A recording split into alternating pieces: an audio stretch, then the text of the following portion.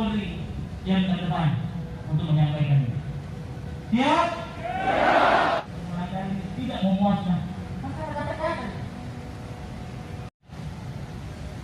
Maka saya berharap tantangan ke depan akan jauh lebih berat.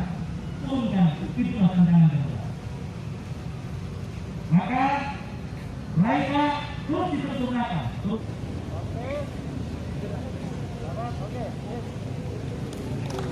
Poles apa-apa yang sudah dilakukan sekarang. Ya, ada beberapa insiden-insiden kecil. Saya tidak mau ada insiden-insiden yang fatal bisa terjadi di Kota Makassar. Selama ini ya kecil-kecil lah. Sehingga pembekalan dan motivasi seperti ini dibutuhkan untuk Satpol PP Kota Makassar.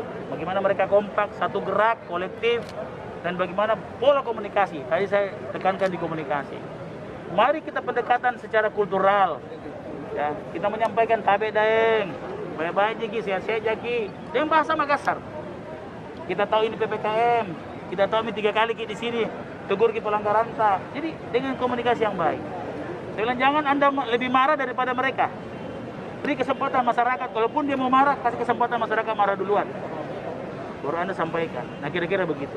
Mungkin jika ada masyarakat yang ketika ditertibkan itu melakukan kekerasan. Ya, kalau kekerasan kan itu sudah namanya melanggar hukum. Ya.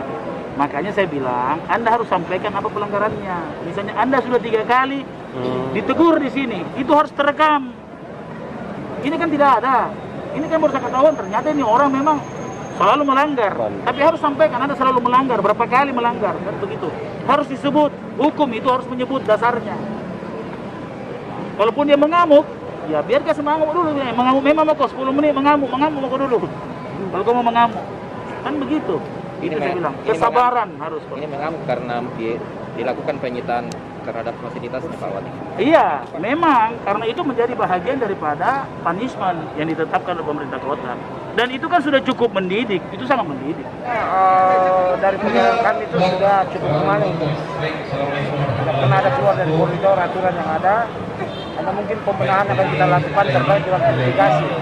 Jadi mungkin saya akan meminta kepada banyak teman-teman media juga untuk mengatur gimana strategi advokasi yang akan diterapkan. Advokasi ini strategi komunikasi akan dilakukan oleh Satpol PP.